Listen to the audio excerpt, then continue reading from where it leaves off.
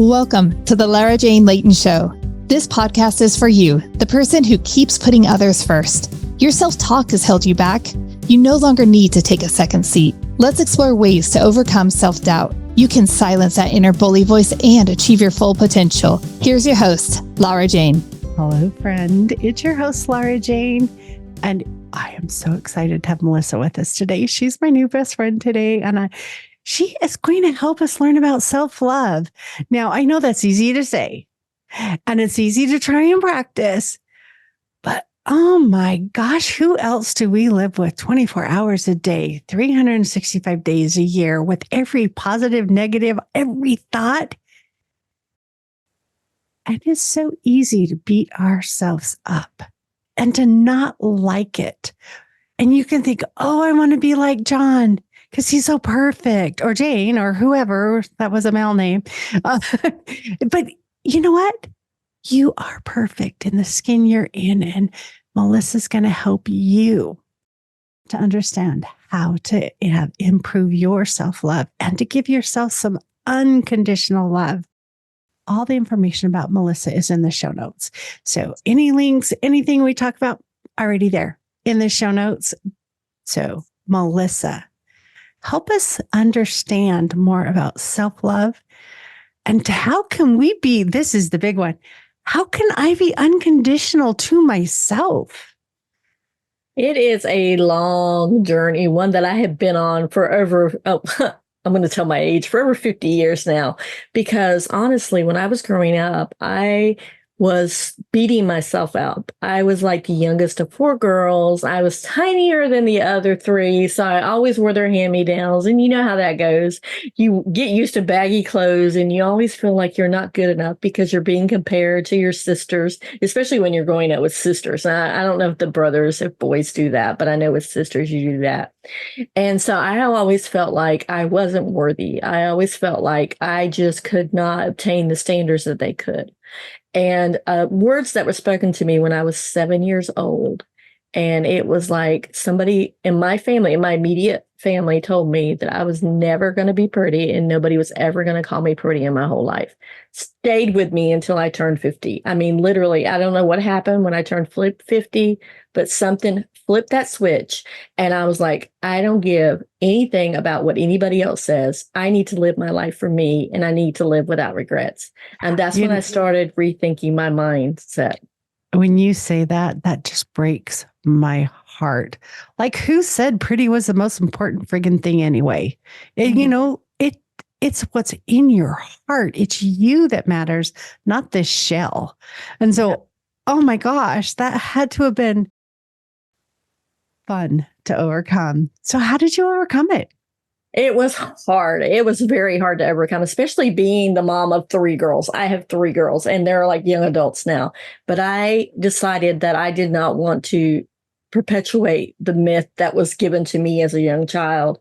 So I was like, first thing is I'm breaking the curse. I am not going to have the same relationship that I had with my mom with my girls. My girls are going to be able to come to me and know unconditionally that they're loved without no strings attached. There's nothing that they can't do, they would do that would ever make me stop loving them. So that was the first thing. And that was a really first step in the long journey because it took a very long time. And then once I turned 50, I was like, I stopped telling people in my immediate family what I was going to do. And I just went out and did it. I just went out to do it for myself. I went and said, okay, I'm definitely afraid of heights, but I went ziplining for the first time, first and only time, but I did it because I don't ever want to feel like I live with regrets and looking back at my life and say, I can't do this. Why did I give up so much? Because I was worried about what other people thought about me. And I just got to the point where I said, you know what? I can't live my life like this anymore. I don't know if it was me turning 50. I don't know if it was my dad dying because my dad died in 2014, 2015. But it was just something that just flipped the switch. And I was like, I need to live for myself and I need to love myself. Now, it's still a work in progress. I'm not saying that there aren't days, because I know everybody has days where we're really negative about ourselves and we really get down and like, oh my gosh, I can't believe I made this stupid mistake. And we really beat ourselves up about it, because I know that's just human nature. We all do it. But I've learned now to take that moment and with grace and say, okay, I've had my moment. Now let's get up and move on to the next thing and not wallow in it. Now, there's some days it may take me 2 or 3 days to get over that moment. And other days it's like immediately switch. It just happens, whatever's going on in my life. One conversation I had with my oldest sister before she died was she had said something that made me really angry. But instead of me talking to her right away and reacting in the moment, I stopped on it and I thought on it. And a couple of days later, I was able to respond in a way that was healthy for me, healthy for her, healthy for the conversation that we had. And it came a great resolve around it. And she said she was so glad that I talked to her, but she wished I had talked to her at the very moment that it happened. I'm like, no, because you wouldn't have liked the words I said, and I wouldn't have liked the words I said. So that's one of the first things is, take time to pause and reflect and feel what you're feeling, but then get out of the pit and go to the next step. Because if you wallow and stay in that pit, then you're going to stay down there. But allow yourself the grace to say, hey, this is going on. This is what I'm feeling, but this is not who I am. This is a feeling. This is an emotion, but this isn't who I am or who God wants me to be, because I'm a really big faith person. So this is not who God wants me to be. This is what is happening at the moment. Is I have no control over it, but I can control how I react to it. Absolutely. That reaction is the thing I work on all the time, because it is nobody else. Nobody else is responsible for the kind of day I'm having. Nobody else is responsible for me being frustrated that they said something I took as offensive. And that's a really hard change. And I constantly remind myself, when I become a victim, I have to step back and go, this is my response. It has nothing to do with what came at me. Yeah, they could have meant it viciously. Sure, they could have. But it's still my responsibility on how I respond. Yep, that is so true, because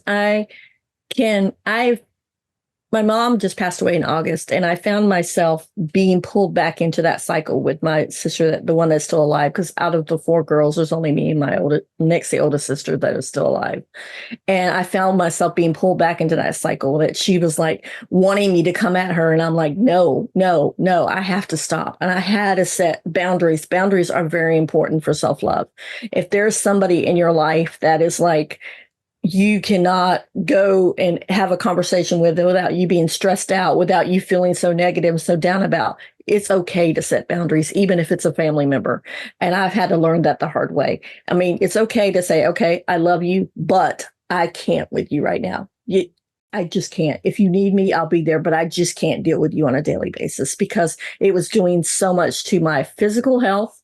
I know we talked about it earlier, my physical health and my mental health and my emotional. I mean, I was all over the place, and I was not being the mom that I needed to be to my girls. And I wasn't being the wife I needed to be to my husband, or the person I needed to be for myself. I just wasn't. I didn't like myself. I didn't like who I became. I didn't like the fact that I would sit there at the drop of a hat, be so stressed out that I would just fly off the handle at anything and cuss words would come out of my mouth. I did not like this. I mean, not to say that I'm perfect, because I do cuss every once in a while. Matter of fact, I knocked over a bottle of water just a while ago, and I said the MF word. But it's just who I am. It's just like natural. It's not. I don't judge people because they do that. It's how you react to the situation. But I got the paper towels up, wiped it up, and said, "Okay, come on, let's go next thing."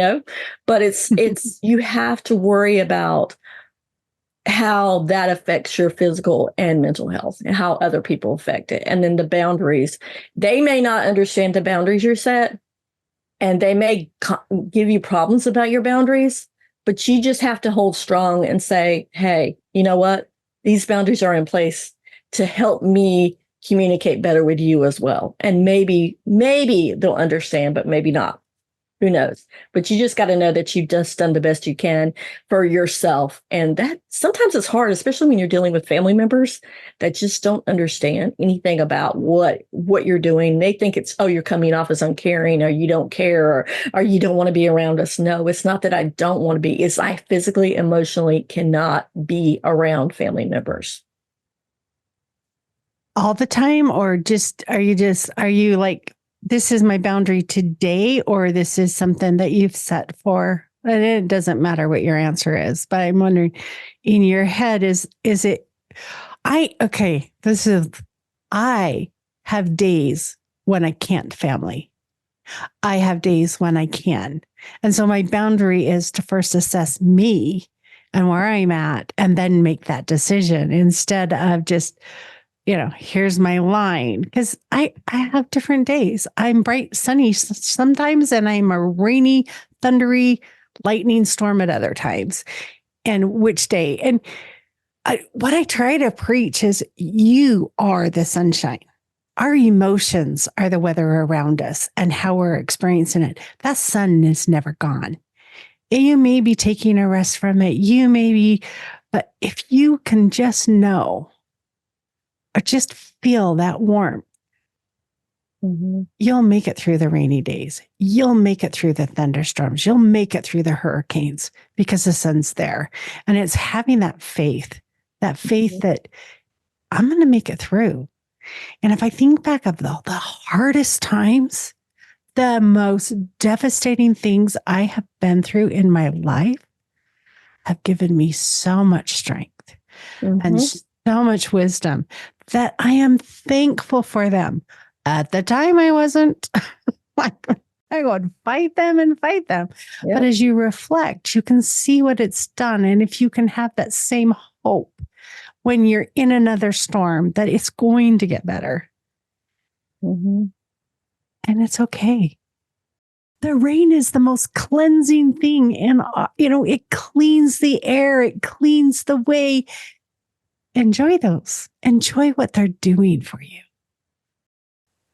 Yeah, for sure. I would say that to begin with, I started out as the boundaries as a whole, because I knew that I had to work on myself first. And if I allowed anybody into the little cocoon that I was creating for myself, that it was going to cause more setbacks for me. But as time went on, then of course the boundaries got smaller and smaller and smaller, because then I was able to, emotionally and physically able to deal with a lot of different things.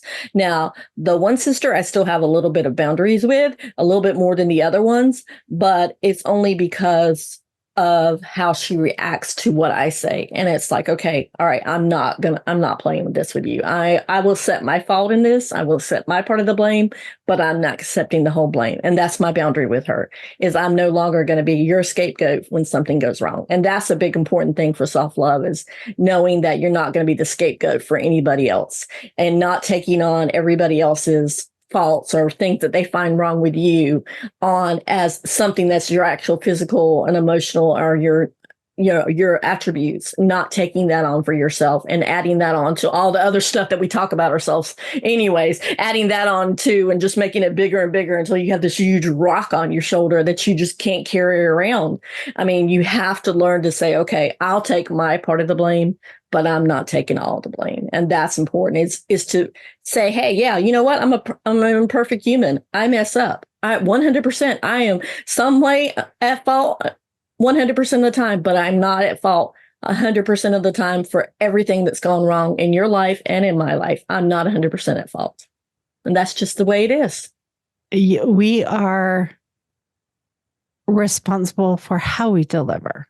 We are not responsible for the reaction.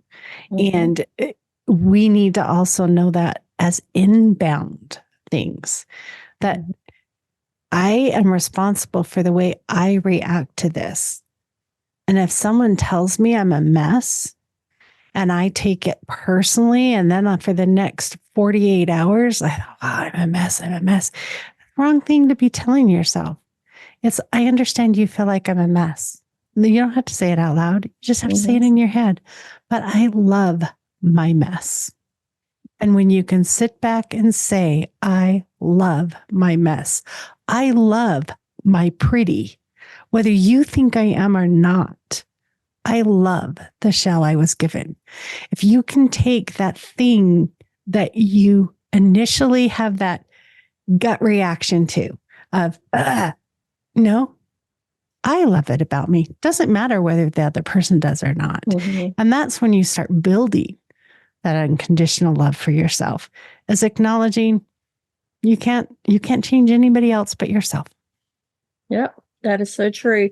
And another thing for self-love, for me, it was like whenever I would say something, and especially in my family, and they were like, oh, you're making up something, or that didn't happen. Even though I was reading somewhere, they said that, I forget which book it was, but they said that it was our reactions are our things that happen in our life may have happened a certain way, but we remember it another way. And so our memories are valid, but may not be the total thing about what happened. It's what we remember from that certain thing.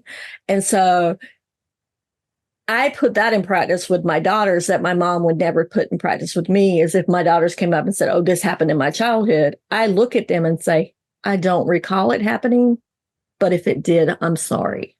And knowing that you can take and say, hey, I'm going to validate your feelings, and you validate your own feelings as well, because you know, as a mom, that as parents, we make mistakes. We make mistakes all the time. I mean, there's no perfect parent in life. There's no perfect parent, but we all know that your children are going to come to you and you're going to talk about all those horrible things they've done in their childhood. And you're like, no, wait a second. I don't remember that happening. But instead of telling them no, you're like, okay, maybe it did, maybe it didn't. I don't remember. All right, I accept. I'm sorry if it happened. Your feelings are valid. My feelings are valid. Let's move on. And that's how you go. And that's how you do with self-love too, as a parent.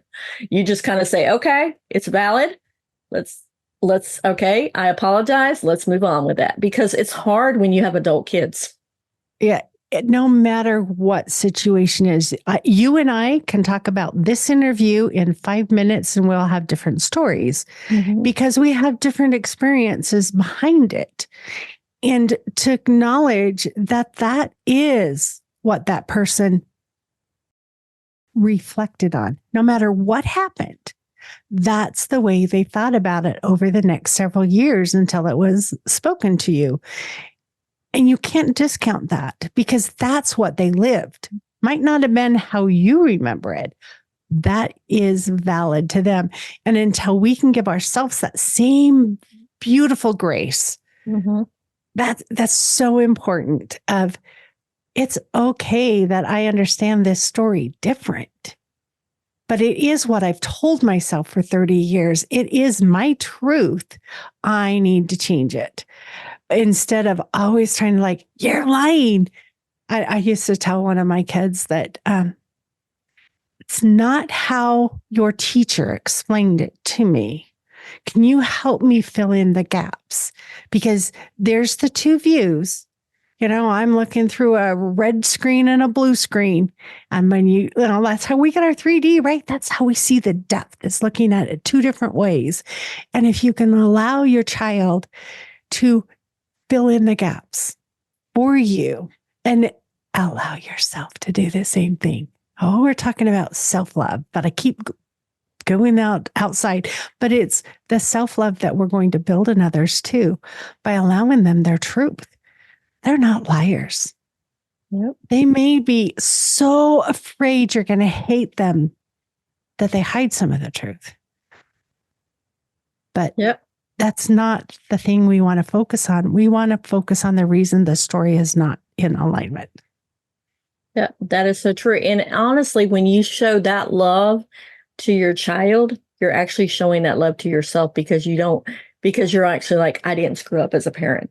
Because you're actually sitting down and having the conversations with them and opening yourself up and say, you know what, this happened when I was a little girl, or this happened when I was a little boy. This happened. And you're actually having a conversation and a dialogue that you're not only opening up yourself, but your child's seeing a little bit about you as well and learning more about you. And then maybe when you're looking at them and you look and you think, my heartbeat, with the kids.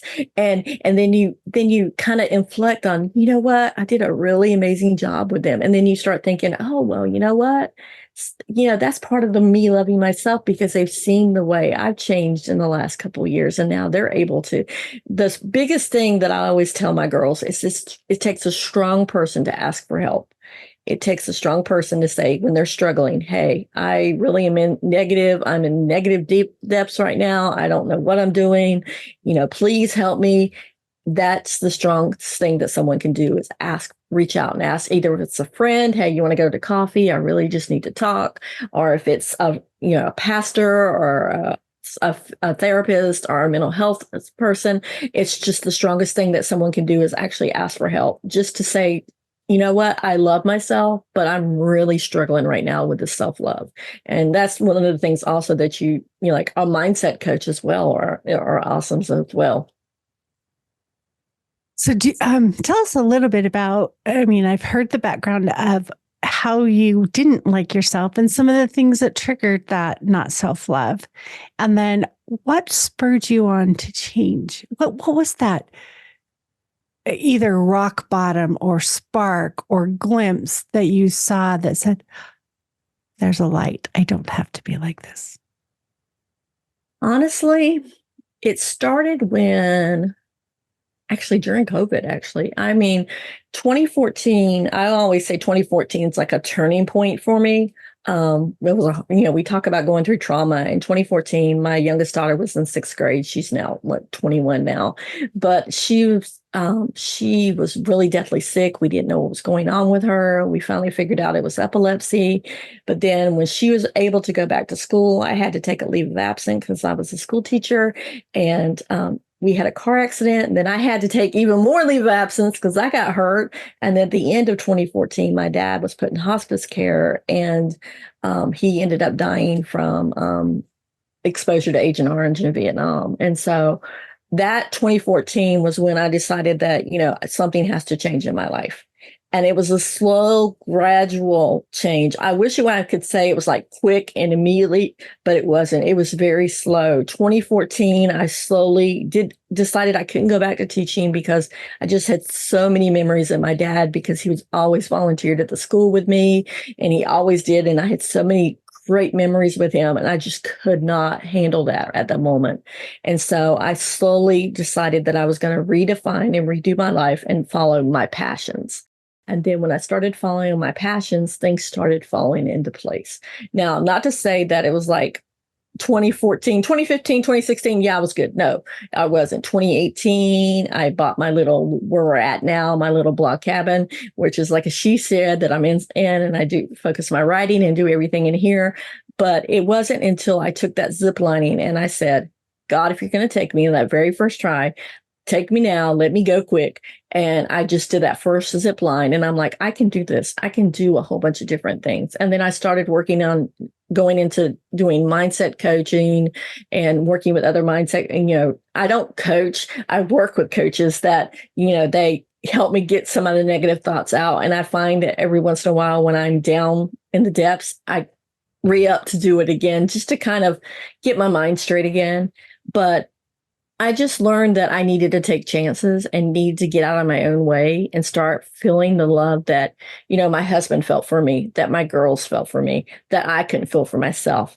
And my girls have said that in the last 5 years, they've seen a different version of me than when they were growing up. And they were so happy that they could tell I'm happy now. They could tell that, because before I used to be like the worst. I don't want to say the worst person in the world, but really hard to get along with. Like things that go my way, I would just fly off the handle and things like that. But I've learned that, things happen in life, and there are exceptions. Not to say I don't do that now, but it's just your slow, gradual growth. It's not something that's very quick.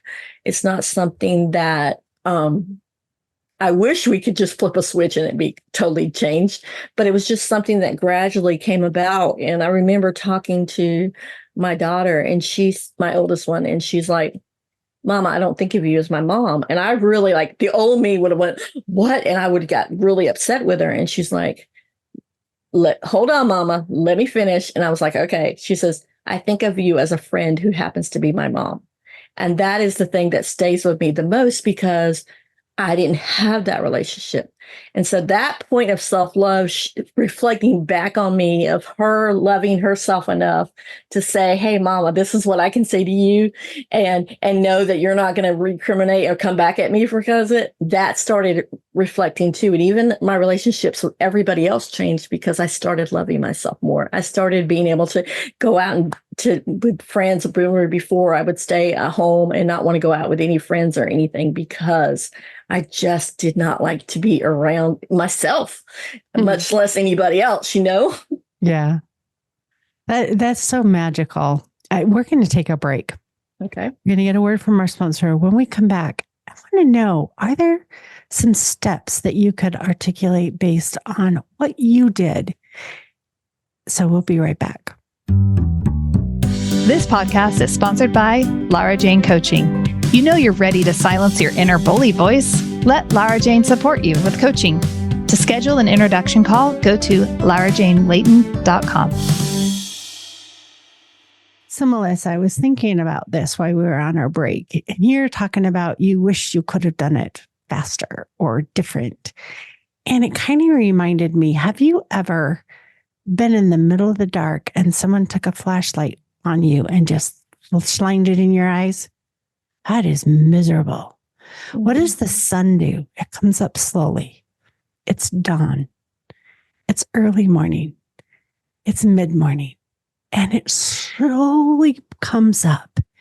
And when it's high noon, you haven't been shocked into anything. You've been lifted up. And I look at our awakenings or our changes in ourselves as be the sunshine. You don't have to shock yourself and shine that bright light right in your face and go, this is the new norm. It's okay to do it at your speed. Rise like the sun.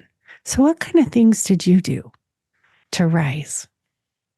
First of all, I stopped. I did the boundaries where if I wanted to do something, I didn't tell anybody I was going to do it, except for like my immediate family, my husband and my girls. Didn't tell anybody else because there was always that negative person in my ear. Just did what I wanted to do. I felt like that was just one of the things that really made me explore more and dive deeper into everything else was when I decided to say, hey, this is a boundary. I'm not sharing my whole life with you because any little thing, any little negative thought would have stuck in my head and I would have gone up and I've been totally scared and afraid to do anything else. So that right there, that was a huge thing. That setting that boundary was huge. And then just slowly and gradually finding people, finding your tribe that actually will support you in anything that you do. They'll have conversations with you like, what are you doing? Why are you doing this? But they'll also have conversations where it's like, I totally get where you're going, where you're coming from. I understand. And just having those people in your corner so that when you're ready to talk, they're there to talk, but also there to encourage, to uplift, to cheer you on when you're going through everything. Because it's when you're going through this and you're trying and you're learning to love yourself, you're going to have to deal with a lot of your past traumas. And you're going to have to deal with things that were said, things that you remember being said to you. And it will bring up a lot of ugly mess and it'll bring up a lot of crying sessions. And that's one of the things that my girls and I, when we get together, sometimes we'll have these crying fists. We don't mean it, but somebody will bring up something that hurts somebody. But that's the thing. In my family, we can talk about that. Whereas in the family I grew up, we can't talk about that. So I think that's one of the reasons. One of the ways I show self-love as well is having that openness to be able to have those tough conversations, because ultimately life is tough. And if we kind of push everything under the rug and not talk about stuff, then you're going to end up feeling dredged down and feel like the worries of the world are on you and you don't have anybody to turn to. And that's important, to have someone to talk to chat with, to just be there for encouragement. So I would say boundaries, have a great support system, and be willing to cry, because you're going to have to cry. You're going to cry no matter what you're going through. Life is going to give you something to cry about, but then feel those feelings. Say, okay, I am feeling these feelings right now, but don't stay in the feelings. That's important, because a lot of times we get in our feelings and we just wallow in it. We're like the little duck that goes around in the puddle and just wants to be around in the mud and like paddling around like a little puddle trying to go somewhere, and all it has is that one little puddle. You want to be in that big pond. You don't want to be in that little puddle. You want to be able to say, okay, I'm going to take flight and I'm going to fly south for the winter, or I'm going to fly north now, or I'm going to get away from that bullet that's coming for me right now because, duck season's coming up, or stuff like that. You want to be able to just feel the feelings, give yourself grace, say, okay, I can feel this. It's okay. I'm going through this right now, but it's not going to be like this forever. And it's hard when you're in that moment, because in 2014, when I was in that moment with everything that possibly could happen to us, I was just like, I just can't anymore. I cannot. I'm like, but somebody told me at my dad's funeral, he hugged me and said, you know what, you're going to become stronger because of this. And looking back now, it's one of the turning points. It's what made me change my whole way of thinking. It started that catalyst, and it was something that I had to go through to get to where I am today. And I'm not saying that I'm finished product, because I'm not. Nobody's ever finished product. We're all a work in progress. We all have things that we need to work on ourselves about. And I'm still working on self-love, but it's a continuing knowing and being able to be aware that, hey, I need to work on this. Hey, I'm not loving myself right now. What do I need to change about that? And start being aware, and stop lying to yourself like, oh, it's the other people that are having problems, not me. No, it's if you have a problem with somebody, then there's something in there that triggers you as well. So you have to reflect and look deep into yourself for that as well. I agree with every word you're saying. And I look at the days that I just can't do anything but cry as my rainy days. They're cleansing, they're peaceful, they're beautiful. And the sun's going to shine again. It can't rain forever. So just allow it to rain and enjoy it. And I know that's hard. It's easy to say, and I don't always enjoy crying, but I always enjoy the result afterwards. So Melissa, thank you for joining us today. Friend, Melissa and I are not medical or mental professionals. We are here for entertainment purposes. People have been there. Just don't want you to have to suffer as long. So anything that we can do to help you or support you or inspire you, we don't have to do a thing. Just enjoy the drive, enjoy the ride, take control of your life. And remember, love yourself unconditionally. Give yourself the grace you need to be the best you can be. Thanks, and stay tuned for the next episode. Are you tired of waking up exhausted? You are not alone.